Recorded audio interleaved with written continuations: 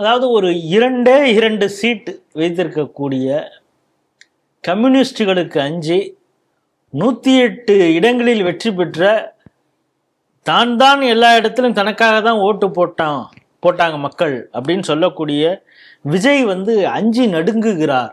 ஒரு பெரிய ஏதோ தைரியமான ஆளாக இருப்பார்னு பார்த்தா அப்படி இல்லை அப்படிங்கிறது தெரியுது. என்னன்னா, மாணவர்கள் போராட்டம், அவங்க இப்போ பேப்பர் லீக் அதை வச்சுட்டு அங்கே எங்கே கரப்பான் பூச்சிகள் தொல்லை இருக்குது, அதை ஒரு சாக்காக வச்சு எல்லாத்துக்கும் போராடணும்னு ஒரு முயற்சி பண்ணுறாங்க. இந்த மாணவர்கள் எந்த அமைப்போட அலைன் ஆகியிருக்காங்க, எப்படி பயங்கரவாத அமைப்புகளோடு, இந்த நாட்டுக்கு எதிராக இயங்கக்கூடிய அமைப்புகளோடு இவங்க போராட போகிறாங்களா அப்படிங்கிறதெல்லாம் அப்சர்வ் பண்ணி ஒரு ரிப்போர்ட் கொடுக்கணும்னு சொல்லி ஒரு சர்க்குலர் அனுப்பிச்சாங்க. இதற்கு எதிராக கம்யூனிஸ்டுகள் குரல் கொடுத்துட்டு இந்த சுற்றறிக்கையை வாபஸ் வாங்கணும் அப்படின்னாங்க. அதுக்கப்புறம் அது வாபஸ் வாங்கிட்டாங்க அப்படிங்கிறத தாண்டி அதுக்காக கல்லூரி கல்வி இணை இயக்குனர் அவர் மீது நடவடிக்கை எடுத்திருக்காங்க. அதை கல்லூரி ஆசிரியர் சங்கம் கண்டிச்சிருக்கு. மீன்வைல் சட்டசபையில் இப்படி ஒரு சுற்றறிக்கை நாங்கள் ஹையர் எஜுகேஷன்லேருந்து வந்ததுனால அதற்காக நாங்கள் மன்னிப்பு கேட்டுக்கிறேன் அப்படின்னு விஸ்வநாதன் சொல்கிறார். 2 சீட்டு வாங்கின கம்யூனிஸ்டுகளுக்கு ஏன் விஜய் இவ்வளவு அஞ்சு நடுங்குகிறாருன்னு எல்லாரும் கேள்வி கேட்குறாங்க. கம்யூனிஸ்டுகள் பொறுத்த வரைக்கும் 2 சீட்டு தான். ஆல் இண்டியா லெவல்லையும் ஒரு கட்சி பெருசாக சொல்லிக்கொள்ளக்கூடிய அளவுக்கு ஒன்றும் இல்லை. இருந்தாலும் கூட இன்றைக்கு நீங்க பார்த்தீங்கன்னா அறிவுஜீவிகள் என்று சொல்லக்கூடிய அந்த வட்டாரத்துல அப்படின்னு சொல்லிக்கக்கூடிய ஒரு வட்டாரத்துல சிந்தனைவாதிகள், இன்ஃப்ளூயன்சர்ஸ், இன்னைக்கு பரவலாக பேசக்கூடிய ஒரு வார்த்தை, அந்த இன்ஃப்ளூயன்சர் மத்தியில அந்த இன்ஃப்ளூயன்சர்ஸை இன்ஃப்ளூயன்ஸ் பண்ணக்கூடிய ஒரு குரூப் அர்பன் நக்சல்ஸ், எழுத்தாளர்கள், பத்திரிகையாளர்கள் என்று சொல்லக்கூடிய ஜேர்னலிஸ்ட் என்று சொல்லிக் கொள்ளக்கூடியவர்கள், திமாகி நக்சல்ஸ். ஆமா, இப்படி எல்லாம் நீங்க எல்லாம் பாத்தீங்கன்னா பல்வேறு யூனிவர்சிட்டியினுடைய கவுன்சில்ஸ், அந்த பெரிய பெரிய பாடி, அந்த பாடி இருக்குல்ல, டிசைடிங் பாடி, இந்த மாதிரி இது எல்லாத்துலயும் பாத்தீங்கன்னா ஆதிக்கம், ஹிஸ்டாரியன்ஸ் குறிப்பா எல்லாத்துலயும் ஆதிக்கம் செலுத்தக்கூடியவர்களாக இன்றைக்கும் கம்யூனிஸ்டுகள் இருக்கிறார்கள், லெப்டிஸ்ட் இருக்கிறார்கள், லிபரல்ஸ் இருக்கிறார்கள் என்பதை நாம் மறுக்க முடியாது.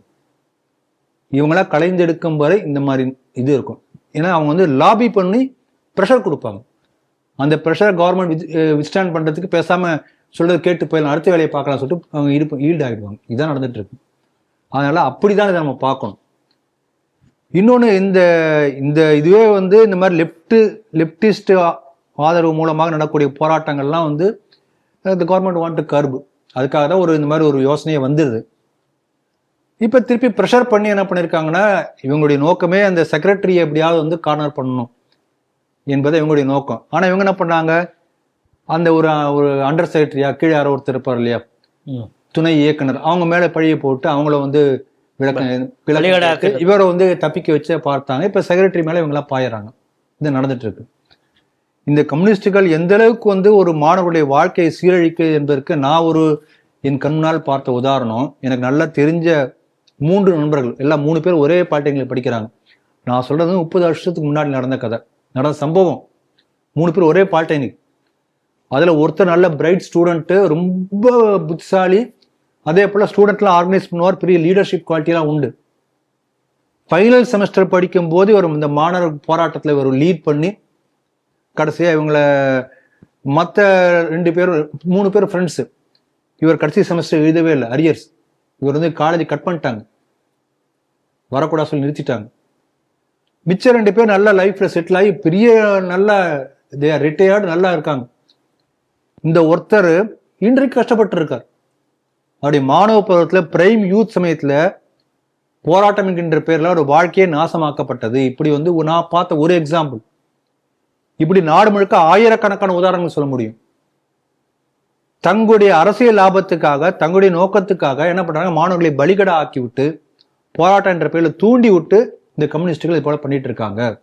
இது மறுக்க முடியாத உண்மை.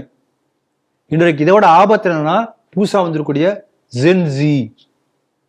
இன்னைக்கு எந்த அளவுக்கு போயிட்டு இருக்குன்னா, Gen Z versus rest of the community. ஏதோ ஒரு புது செக்டேரியன், ஆமா, தனி ஆண் பெண் அப்படிதான் 2ஆ பிரிப்பாங்க, அல்லது வேற இந்த மாதிரி பிரிப்பாங்க. ஏழை பணக்காரன் கேள்விப்பட்டிருக்கோம். இப்ப புது ஒரு வர்க்கம், ஜென்சி வர்க்கம், ஜென்சி அல்லாத வர்க்கம். இந்த ஜென்சிக்காக அவங்களுடைய குறைகள் என்ன, அவங்களுடைய பிரச்சனைகள் என்ன, அதை ஒட்டுமொத்த சமூகம் மற்ற எல்லாரும் கேட்டு அதற்கேற்றபடி இவங்கெல்லாம் அட்ஜஸ்ட் பண்ணி போயிட்டு இருக்கணும். அது மாதிரி அவங்களுக்காகவே தனியாக கூட்டம் நடத்துறதுலாம் இப்போ வந்துருச்சு. ஆமா, இப்ப இந்த ஜென்சி ஒரு கூட்டம் நடத்துறான்னு வச்சுக்கோங்களேன், அதுக்கு போலீஸ் பாதுகாப்பு வந்தாங்கன்னா போலீஸ் இவங்க போட்டு அடிப்பாங்க. போலீஸ் திருப்பி ஒன்றும் பண்ணக்கூடாது. சந்தேகம் இருந்தா போய் பாருங்க, இந்த வீடியோ எல்லாம் பாருங்க. போலீஸ் வெஹிக்கிளுக்கு தீ வைப்பாங்க, ஆனா இவங்க பேர்ல எஃப்ஐஆர் போடக்கூடாது.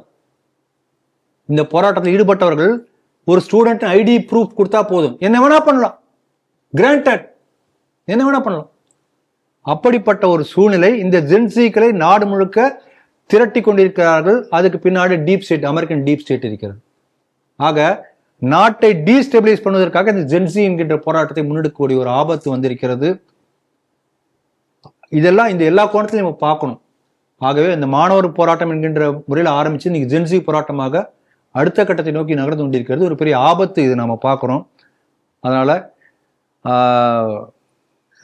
இந்த இளைஞர்கள் தெளிவாக புரிஞ்சுக்கணும், மாணவர் தனி வர்க்கம் அப்படிலாம் கிடையாது. நம்மெல்லாம் சேர்ந்து குறிப்பாக தேசிய எண்ணத்தை குறைப்பதற்கான ஒரு பெரிய முயற்சி, தேசத்தை டீஸ்டெபிலைஸ் பண்ண சீர்குலைப்பதற்கான ஒரு பெரிய முயற்சி ஜென்சிங்கிற பேர்ல நடக்கிறது. அந்த ஆபத்தையும் இளைஞர்கள் புரிந்து கொள்ள வேண்டும் என்பது என்னுடைய அபிப்பிராயம்.